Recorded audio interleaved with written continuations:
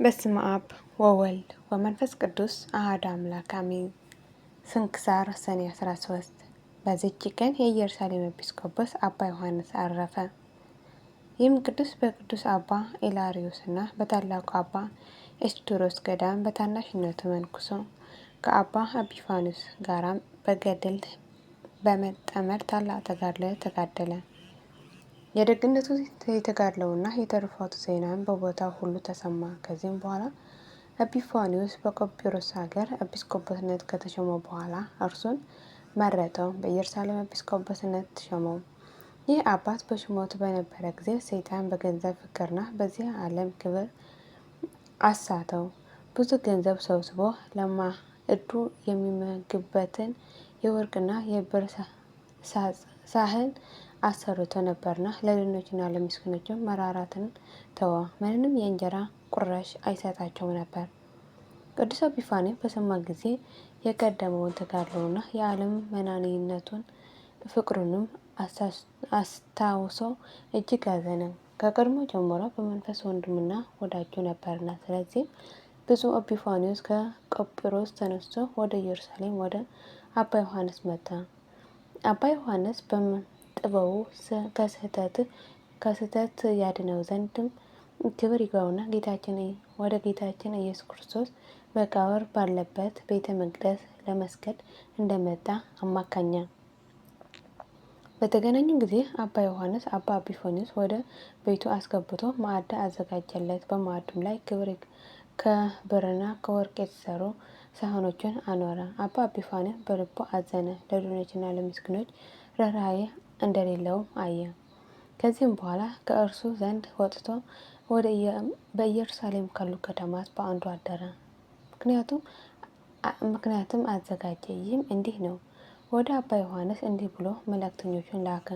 ወንድሜ ሆይ ከቆጵሮስ ሀገር ሽማግሌዎችና የሕዝቡ መምህራን ወደ እኔ መጥተዋልና በእነርሱ ፊት ታከብረኝ ዘንድ ከወርቅና ከብር የተሰሩ የማዕድ ዕቃዎች ይመገቡባቸው ዘንድ እንድትልክልኝ እሻለሁ። እርሱም ላከለት። ያን ጊዜ አባ ኤጲፋንዮስ ዕቃዎችን ወስዶ ሸጣቸው፣ ዋጋዎቹንም ለድሆችና ለምስኪኖች መጸወታቸው። ከዚህም በኋላ በተገናኙ ጊዜ አባ ዮሐንስ አባ ኤጲፋንዮስ የላክሁልህን የማዕድ ዕቃዎች መልስ አለው። እርሱም እሺ አለ። እንዲሁም ሁለተኛ ሶስተኛ ጊዜ ነገረው። አባ ኤጲፋንዮስም እሺ አለው። በአንዲት ዕለትም ክብር ይግባውና የጌታችን መቃብር ካለበት ቤተ መቅደስ ሲወጣ አገኘው። ያ ጊዜም ያዘውና ገንዘቤን እስከምትሰጠኝ አልለቅህም አለው። አባ ኤጲፋንዮስም ክብር ይግባውና ወደ ጌታችን ጸለየ። በዚህ ጊዜ የአባ ዮሐንስ ዓይኖቹ ታወሩ። ያን ጊዜ ይቅር ብሎት ዓይኖቹን ይገልጥለት ዘንድ እያለቀሰ ወደ አባ ኤጲፋንዮስ ማለደ። እርሱም መጸጸቱን አይቶ አንዲቱን ዓይኑን ገለጠለት፣ እንዲህም አለው። ነፍስህን ታስብ ዘንድ አንዲቷ ዓይንህ እውርት እንደሆነች ትተውልሃል። ገሰጸውም። እነሆ ጌታችን ኢየሱስም የቀደመው ድካምህን ብርታትና ተጋድሎን አስቦ ራራልህ፣ ከስህተትንም አዳነ አለው። የማዕድ ዕቃዎቹም እኔ እንደሸጥኳቸውና ስለ አንተ ለድሆችና ለምስኪኖች እንደ መጸወትኳቸው እወቅ። አንተ በገንዘብ ፍቅር መጠመድህንና የቀደሙ መልካም ስራህን መተው በሰማ ጊዜ እጅግ ከቆጵሮስ ወደ ኢየሩሳሌም አልመጣም ነበር። በዚያችም ሰዓት ጀምሮ ቅዱስ ዮሐንስ ከእንቅልፉ እንደነቃ ሆነ። በርኅራኄ መንገድ ሄደ። ያለውንም ጥሪት ሁሉ ሰጠ፣ ምን አላስቀረም። ልብሶቹንም ለተራቆቱ ሰጠ። በሞተ ጊዜ አንድ አላድ ከዚያም በታች ከእርሱ ዘንድ እስከ አልተገኘ ድረስ ሰጠ። ጌታችን የመንፈስ ሀብትን ሰጠው። ብዙዎች ድንቆችና ተአምራቶችን አደረገ። ከተቀደሰ ዘይት እየቀባ ፊታቸውንም አዳኝ በሆነ በመስቀል ምልክት እያማተበ ደዌ ያለባቸው ሁሉ አዳናቸው። መልካም ተጋድሎውን ፈጽሞ ክብር ይግባውና ጌታችን አገልግሎ በሰላም አረፈ። ለእግዚአብሔር ምስጋና ይሁን፣ እኛንም በጸሎቱ ይማረን፣ በረከቱም ከእኛ ጋር ትኑር ለዘላለሙ አሜን። ዳግመኛ በዚህች ዕለት ለከበረ መልአክ አዲስ የምስራች ነጋሪ ለሆነ የመላእክት አለቃ ገብርኤል በዓልን ያደረጉለት ዘንድ መምህራን በግብፅ ሀገር ለክርስቲያን ወገኖቹን ሥርዓት ያሰሩላቸው።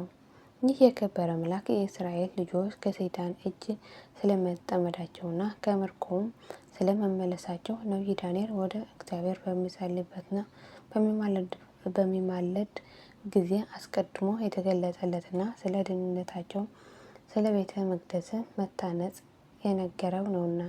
ዳግመኛ ክብር ይግባውና ስለ ክርስቶስ መምጣትና መገደል ስለ ቤተ ክርስቲያንም መፈረስ ከዚህም በኋላ ስለ ሐዋሳዊ መሲህ መምጣት ነገረው። ለመድህን መምጣትንም በሱባኤ የወሰናቸው ዘመናት በተፈጸመ ጊዜ ይህ የከበረ መልአክ የመላእክት አለቃ ገብርኤል ከእርሱ ዘንድ ተልኮ ወደ ቅድስት ድንግል ወደ እመቤታችን ማርያም መጣ። ዓለምን ስለማዳን የእግዚአብሔር ልጅ ከእርሷ ሰው ስለመሆኑ ነገራት። ስለዚህም የበዓላቶቹን መታሰቢያ እናደርግ ዘንድ የቤተ ክርስቲያን መምህራን አባቶቻችን አዘዙን። እኛንም ከጠላቶቻችን ሰይጣን እጅ ያዳነን ዘንድ ለመንግስቱንም የተዘጋጀን ያደርገን ዘንድ ክብር ይግባውና በጌታችን በኢየሱስ ክርስቶስ ፊት ስለ እኛ እንዲማለድ እንለምናለን። ልዕልናን ችሎታንም ገንዘቡ ለሆነ ለእግዚአብሔር ምስጋና ይሁን። የዚህም የከበረ መልአክ ረድኤቱ ከእኛ ጋር ትኑር ለዘላለሙ አሜን። ዳግመኛ በዚች ቀን የሄኖስ ልጅ የቀናንያ የዕረፍቱ መታሰቢያ ነው። ቀናንያ 170 ዓመት ኖረ። መላልኤልም ወለደው። መላልኤልም ከወለደው በኋላ 740 ዓመት ኖረ። ሴቶች ልጆችና ወንዶች ልጆችን ወለደ። የቀናንያ መላ ዘመኑ ሁሉ 910 ነው። ከዚህም በኋላ አረፈ። በረከቱ ከእኛ ጋር ትኖር ለዘላለሙ አሜን። ዳግመኛ በዚች ቀን የሰማዕቱ አቡላግና የሁለት መቶ